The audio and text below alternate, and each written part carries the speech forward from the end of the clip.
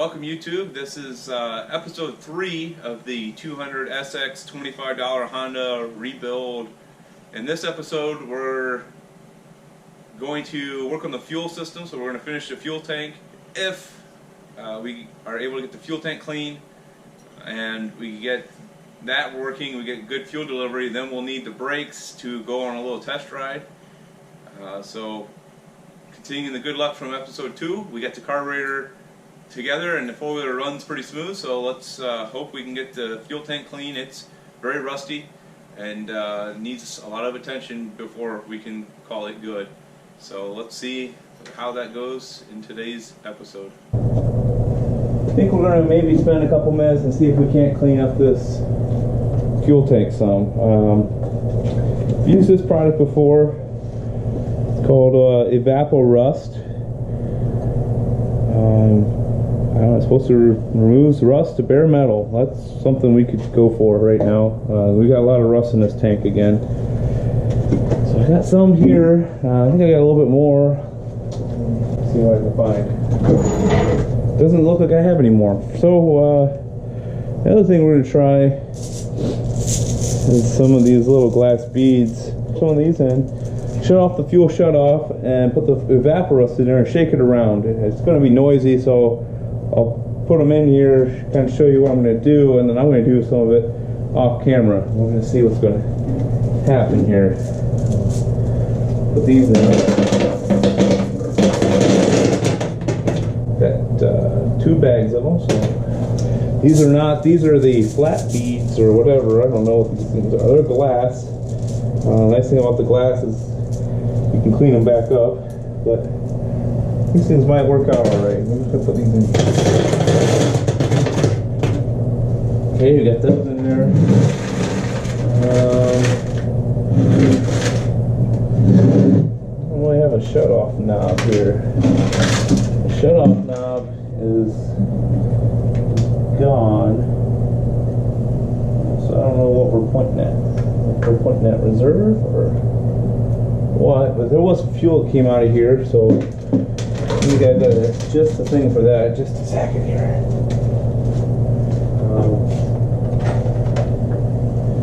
Let's see, is this one big enough? Oh, yeah. So we're just going to plug this up. Ordinarily this line right here would go right to the carburetor, but without the carburetor and I don't know if that fuel shut-off's working great, we're just going to put a bolt in it. That'll plug it off just fine. If it leaks a little bit, that's okay. But this is a previously used jug, so we'll see what it does. So all I'm going to do, I'm going to pour this in here. Seems like it's coating the bottom pretty well. Got that. I was looking at this fuel cap. It's got some nice flaking paint. It's got an on-off switch. It's kind of rough. The gasket here is looking real rough, but something that until we get proof that it's working, we're not going to get too excited about. But I'm just going to put this on here. Crank it up, maybe. Okay, so I got it on. Now I'm just going to do this for a while. The glass beads are going to knock the rust scale off, and you know, shake it up a little bit, agitate the rust that's in there, and then the Evapor-Rust should do its thing. You can leave the Evapor-Rust in here for a long time, so I'm just going to go ahead and agitate this for a few minutes and set it off to the side for the time being.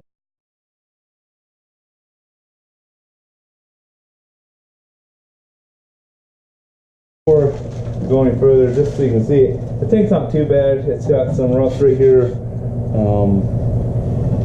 where it sits. I don't know if it had mud sitting up there. There's not much in that area of the four-wheeler, just the the motor mount tube that comes down. But it's got a little rust, but I don't think it's rusted through anything. I think it's just surface rust, and the rest of the tank looks really good,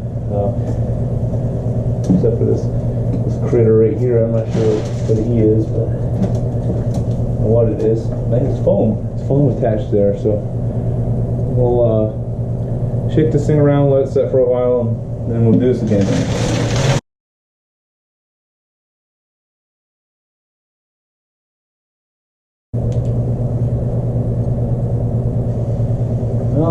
fuel tank is pretty flaky. There's a ton of flakes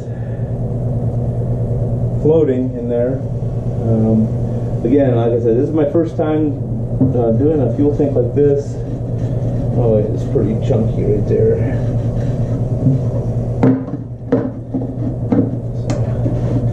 So, close that up, shake it around just a little bit more, and then we're gonna let it set for a bit.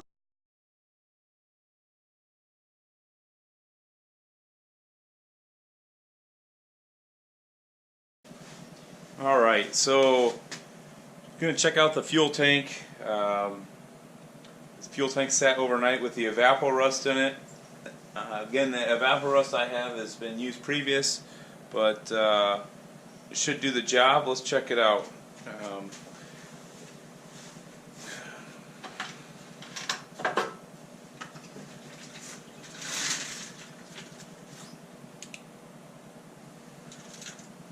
Well, got a lot of glass beads in there. You'll remember I put those in when we started this to kind of agitate the rust. But the evaporust looks real muddy, like it's maybe beyond being used. I'll try to drain this out and see if we can get a good view of it.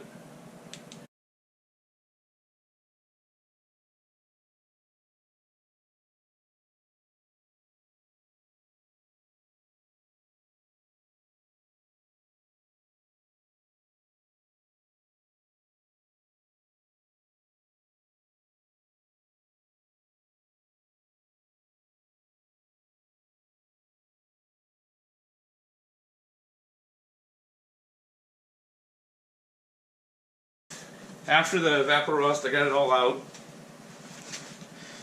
You can still see in here. Sorry, you guys can see in there too. It's still got quite a bit of rust. Maybe more than I think it should have for right now. And there is a little bit of the fluid left, but there's only so much you can get out without taking the petcock out. So I think the next thing I'm going to try to do is use a little bit of vinegar. I think that'll give us a chance to have a little bit more acid in it and give it a chance to clean up. We'll see if that gets the bottom looking clean. And it may take a few days to get this clean, but right now I'm just going to be using white vinegar. So I don't think it really matters the brand, but I've got a little bit here to try it. And if it does seem to work, I'll get some more and fill the tank all the way up so that we've got full exposure to the inside of the tank. So, another day, another maybe disappointment. I let the vinegar set all day, all night last night, and see if you can get in here and see it. It just barely cleaned it up. It really didn't do a good job. Still a lot of rust in there that I'd like to see gone. So, I think I'm going to step it up to the next level here, and that is use some muriatic acid. So the acid I'm thinking about using is this muriatic acid. Just got it at the local hardware store, and anytime you're messing with acid, it's always a good idea to have baking soda. So I've got a couple boxes, and before we even start pouring it, I'm going to go ahead and open them just in case something were to spill. We've got this to neutralize the acid to keep from damaging everything.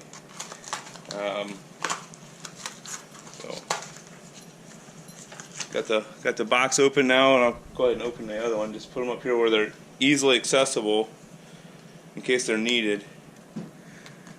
So I'm going to pour this in here. This acid is not going to take near as long as the vinegar would to clean up. It's also much stronger. So I think that's going to be the approach to get this tank cleaned up. I'm going to pour this acid in here. I'm going to wear gloves, and I always wear glasses because I have terrible sight, but you should definitely wear at least safety glasses or glasses when you're messing with this to keep the acid out of your eyes. So just going to put my gloves on, see if it cleans off the rust as nice as I'd like to see. Again, I just like to see it clean up so there's no more scale.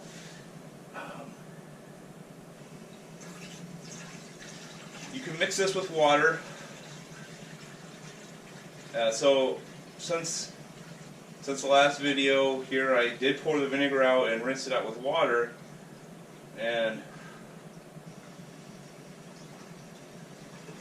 so we've got a good base here.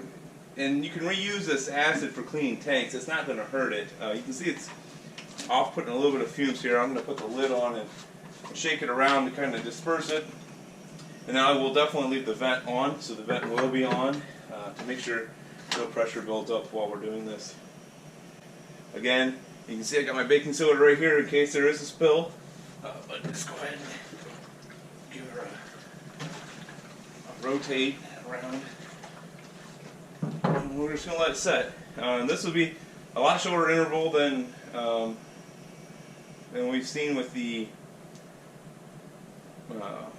evaporust or the vinegar. So the vinegar, I mean, it could take days to clean up, and it may do that, but I'd like to maybe have this running this weekend. Alright, well, we're back. It's been about 5-10 minutes here. Just give it a little slosh around. I'm going to pour it out. So again, like I commented before, the cap, it's just got a little bit of yellow on it here, but I think it's just eating out probably the rubber gasket. That thing is looking pretty tough, but it might be okay for a little bit. And then I'm trying not to breathe this in so much, but you definitely want to do this in a pretty well ventilated area.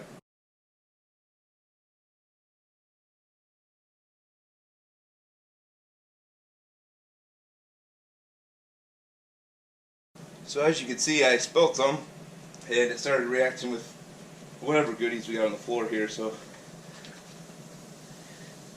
it's going to take a second and neutralize all of that. We still got a little bit left in the tank we got to pour out, so we'll do that and then we'll get to neutralizing the tank.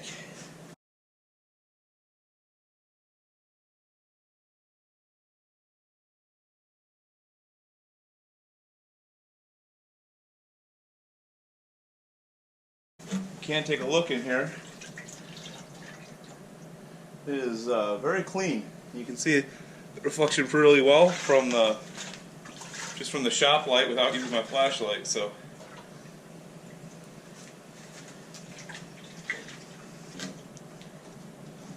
let's see if I can't get this petcock off to get it to drain all the way out. Again, need to clean up the petcock anyways before we put fuel in it. So grab a pair of pliers here.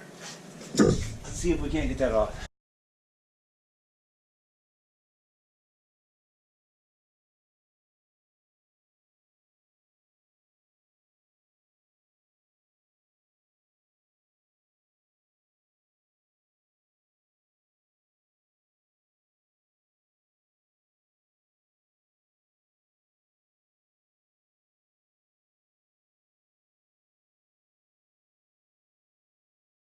And neutralize the tank, so we've got to do that to be sure that reaction doesn't continue. So there's no really any good formula for this, but it's not going to hurt if you put more baking soda in it. The more it's neutralized, you know, we're still going to have to rinse this out 2 or 3 times with water, and then maybe an acetone or some fresh gasoline.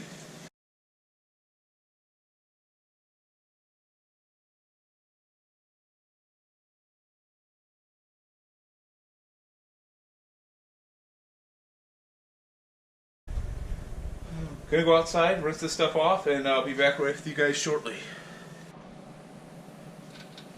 So we got the carb cleaner here. Grab our screwdriver. And we've got our basket. We'll bring our basket up just so we don't miss the basket. We'll put the carb cleaner or the petcock in there. So we'll set it back down. Cover the lid up again just to keep other debris from entering, and we'll set it right here.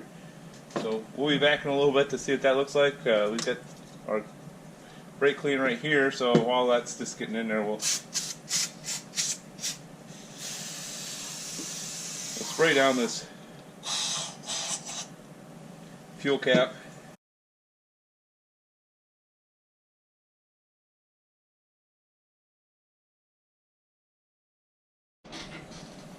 Alright, so I just took the petcock out of the carb cleaning bath here and giving it a once over, trying to see if it's going to function. Again, I don't have any of the knobs that tell you the fuel shut off. I didn't find that anywhere. It's hard to tell where that's at. I'm sure it got lost 2 or 3 people ago, so just doing my best right now to kind of clean it up. It may go back in just because we saw so much good luck with the carb bowl after I sprayed it down a little bit and then set it back in. It really cleaned that up nice. This is starting to clean up though pretty good.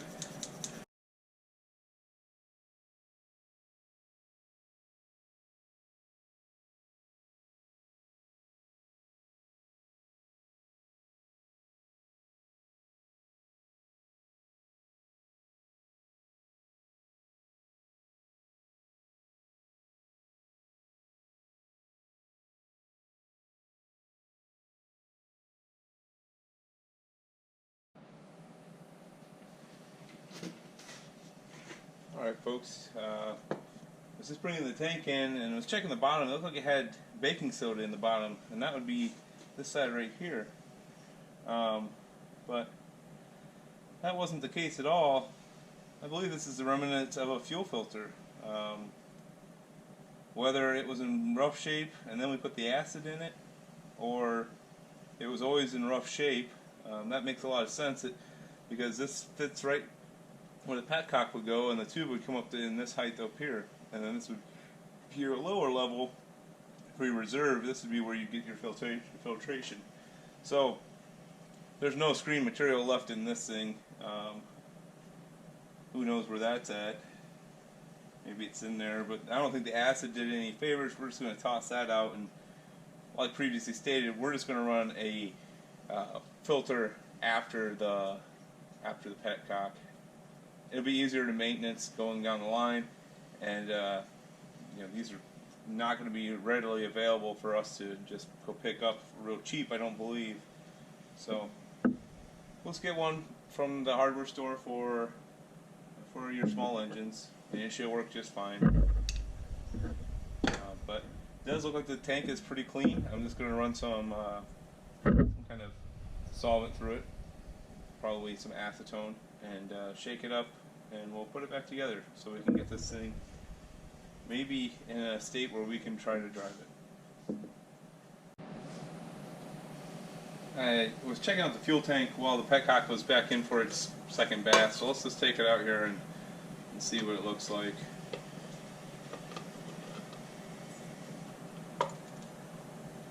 So just drain out all the carb cleaning stuff.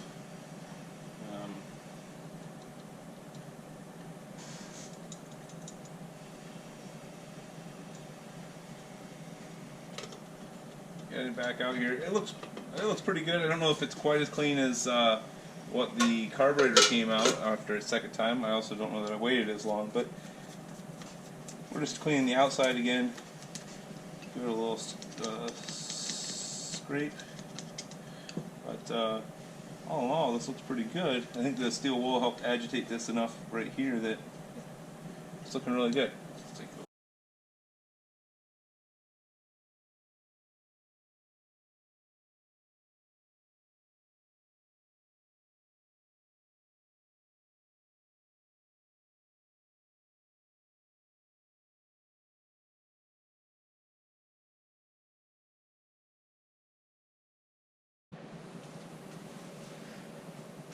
Alright, so we just got the fuel tank all cleaned up, did the acetone flush. I took the petcock back out and cleaned it back out with carb cleaner, brake cleaner, because it did have a lot of sediment in it still, but now it seems to be flowing really well. Just got done kind of getting a fuel filter set up. Again, the fuel filter that was in the tank it's long gone, so either the acid got it or it was in bad shape before. I'm guessing it was in bad shape because the fuel petcock had gel in it, so you know that's not necessarily what you want to see. So I was messing around here with an external fuel filter, and it's a very tight fit. This area alongside the carburetor is very tight. So I went and bought a fuel filter just like you would normally get, but I took my heat gun and heated it right here to give it this turn down. That turn down lets me put the line on and just a little bit of flex in it instead of pinching it all off, because if I ran it straight out I had to come back. There's just not a lot of room. This butts up right up to the petcock, and I'll put a clamp right there, and then this one right here goes right into the carburetor, and the angle it's at, it pretty much shoots right down, or there's just a little bit of a push in it. So it does a really good job of lining up, but all you do is you just take this and use a heat gun or a hair dryer, whatever you'd like. I've got a heat gun, and just heated this to the top here, and then I held it against the bench till it cooled. Then I got this angle that helps really get this fuel filter lined up. So when I go to put this in, kind of got to start with the front and slide that on. So it's on, and then I just grab the line here and slide it onto the carburetor. So now I have to give it a little bit of a rotate, but now we've got, you know, pretty smooth fuel passages there. And the only thing we need to do is add some clamps. So I think I'm going to use the original Honda clamps, just because they are easy enough to get to. The other thing that you could use are zip ties. I'm not opposed to using zip ties. They are convenient, except when you have to remove them. They can be a little difficult to cut, and without ruining the fuel line. So if you don't want to keep reusing fuel line, or if you want to reuse your fuel line, you want to use the clamps like Honda gave us.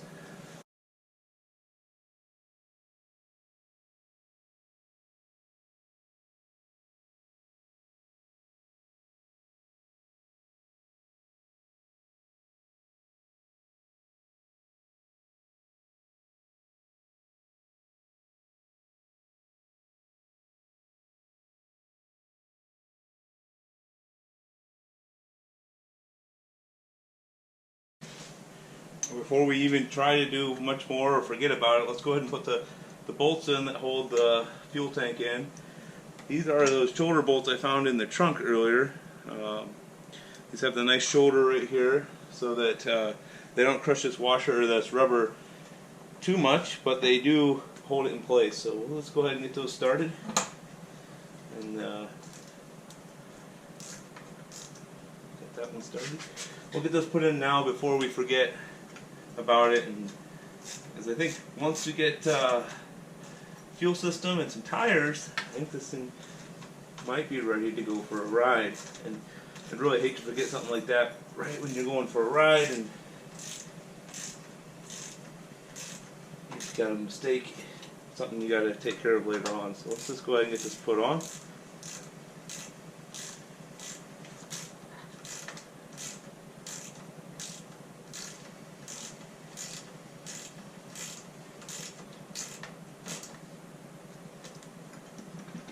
So that seems very solid. Alright. So this is ethanol-free gas. There is a website online you can look up to find it.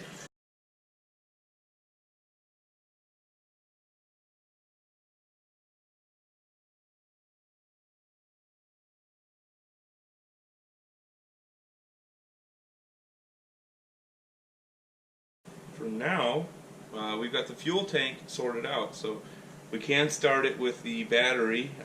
The battery that was on the four-wheeler would not charge. I put it on the trickle charger for a couple of days, and after I removed the charger, the best charge I got in the battery was 5.5 volts, so it didn't really improve. So I think we'll have to get a new battery if we want to use the electric start, and we need to correct the pull start if we want to use the pull start. So we're down here on the bottom of the fuel bowl. let's see here. Okay, let's go down here on the bottom, and if you look right there, there's a couple of goodies right there in the middle of the filter. That stuff there in the middle is debris from the fuel tank, but I don't think it's all that bad, and I think it's something we can live with. So for now, we're going to run this fuel filter until it gives us issue, and then we'll either replace it with another one of this style, or we'll go to the in-tank one. At that point, the tank will probably be clean enough. We can use the in-tank one, but for what we're doing right now, this fuel filter will be fine. And you can see it is working. It's catching some flakes that came off, but we should be in good shape. So we are on the on position for the fuel. I think indicated. Let's see if you can get just enough light that it doesn't blind you. But that orange on the fuel indicator right up here shows that